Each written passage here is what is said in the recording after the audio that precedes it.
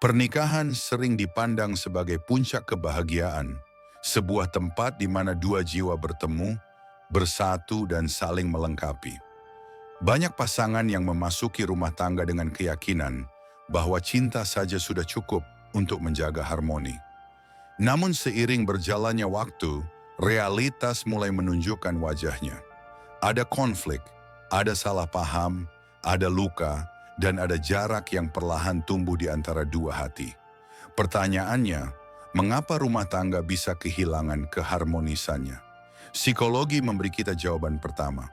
Dalam kehidupan sehari-hari, kebutuhan emosional setiap individu seringkali tidak disadari. Seseorang ingin didengar, tetapi pasangannya sibuk dengan pekerjaannya. Seseorang butuh penghargaan, tetapi pasangannya lupa mengucapkan kata terima kasih. Ketika kebutuhan ini diabaikan, perasaan kecewa pun menumpuk. Komunikasi yang tidak sehat semakin memperparah keadaan. Alih-alih berkata, "Aku merasa sedih ketika kamu tidak punya waktu untukku." Banyak orang justru memilih diam atau meluapkannya dengan tuduhan, "Kamu tidak pernah peduli." Dari sinilah salah paham tumbuh menjadi pertengkaran. Ego juga memegang peran besar. Banyak pasangan lebih sibuk membela diri daripada mencoba memahami. Perdebatan bukan lagi soal mencari solusi, melainkan siapa yang benar dan siapa yang kalah. Psikologi menyebutnya defensif, sebuah mekanisme yang membuat pasangan sulit berempati. Padahal dalam hubungan, kemenangan bukanlah saat kita membuktikan diri, melainkan saat kita bisa saling memahami. Lalu, mari kita lihat dari sudut pandang Stoikisme. Filsafat ini mengajarkan bahwa kita tidak bisa mengendalikan orang lain, bahkan pasangan kita sendiri. Kita hanya bisa mengendalikan pikiran, sikap, dan tindakan kita. Banyak ketidakharmonisan rumah tangga terjadi karena kita ingin pasangan selalu sesuai dengan ekspektasi. Kita menuntut ia selalu romantis, selalu sabar, selalu mengerti. Namun Stoikisme mengingatkan, pasangan kita hanyalah manusia dengan kelebihan dan kekurangannya. Ketika kita menuntut kesempurnaan, maka penderitaanlah yang kita ciptakan. Stoikisme juga mengajarkan bahwa setiap emosi adalah ujian. Marah, cemburu, kecewa, semua itu wajar muncul. Namun yang penting adalah bagaimana kita merespons. Apakah kita membiarkan emosi menguasai, atau kita yang menguasai emosi itu? Dalam rumah tangga, kemampuan mengendalikan diri jauh lebih berharga daripada kemampuan membalas dengan kata-kata tajam. Lalu bagaimana solusinya? Psikologi dan Stoikisme memberi kita jalan yang saling melengkapi. Dari sisi psikologi, kita perlu membangun komunikasi jujur dan terbuka. Gunakan kalimat yang mengekspresikan perasaan, bukan menyalahkan. Dengarkan pasangan tanpa terburu-buru membantah. Beri ruang untuk setiap emosi. Dari sisi Stoikisme, kita belajar menahan diri, menyadari bahwa amarah tidak akan menyelesaikan masalah. Sebaliknya, kesabaran dan pengendalian diri justru memperkuat ikatan. Masalah ekonomi dan stres kehidupan juga seringkali menjadi pemicu konflik. Psikologi menganjurkan agar pasangan membicarakan keuangan dengan terbuka, membuat prioritas bersama, dan menghindari menyalahkan. Stoikisme menambahkan, ingatlah bahwa materi hanyalah hal eksternal.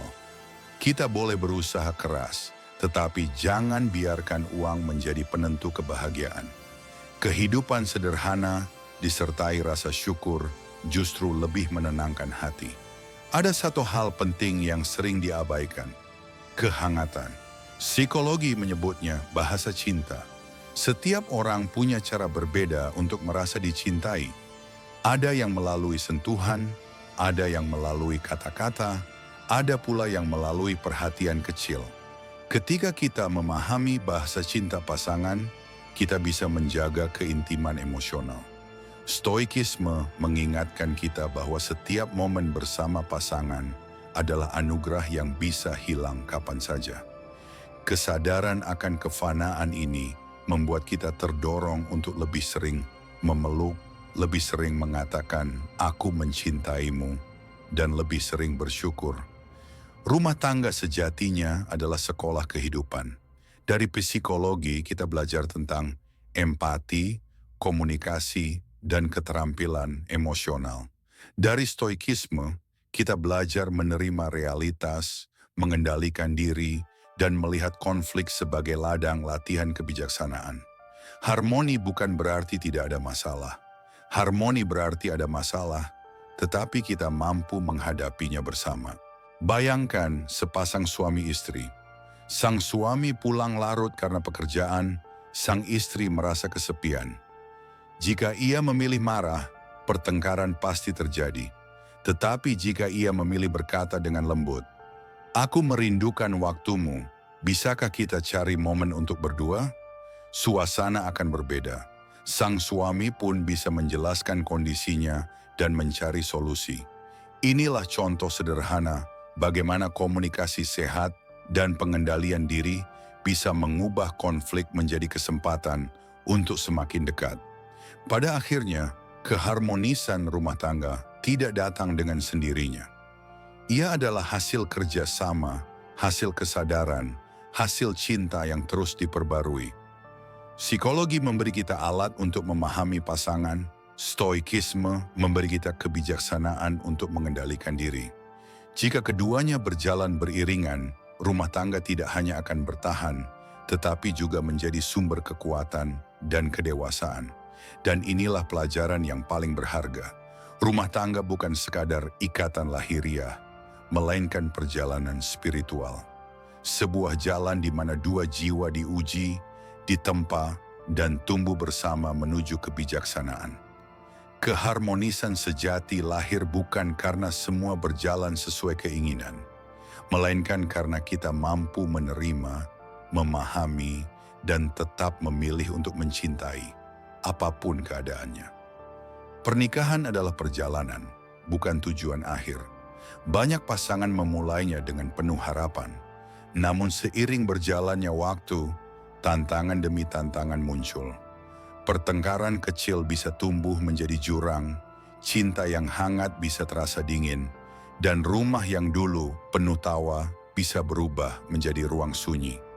Tetapi, di balik semua itu, ada kesempatan untuk belajar, tumbuh, dan menemukan kembali arti kebersamaan.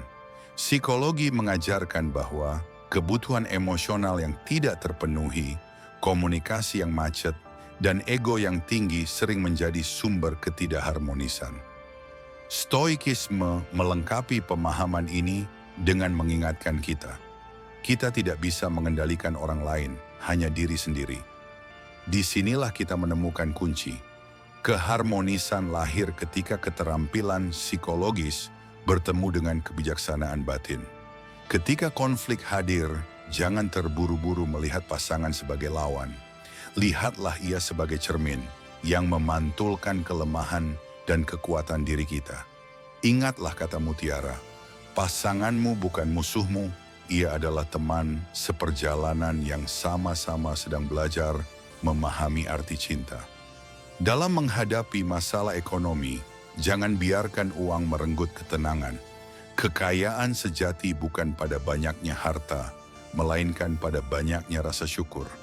Dengan rasa syukur, keterbatasan berubah menjadi kekuatan, dan kesederhanaan menjadi sumber kebahagiaan. Komunikasi yang sehat adalah jembatan hati. Gunakan kata-kata yang membangun, bukan meruntuhkan. Kata-kata bisa menjadi obat, bisa pula menjadi racun. Pilihlah kata yang menyembuhkan, bukan yang melukai. Jangan lupakan kehangatan kecil. Sebuah pelukan, ucapan terima kasih, atau senyum hangat dapat menjadi perekat cinta.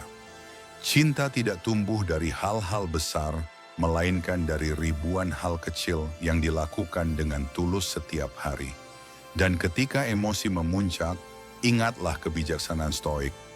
Bukan orang lain yang membuatmu marah, tetapi cara pikir yang kau pilih terhadapnya.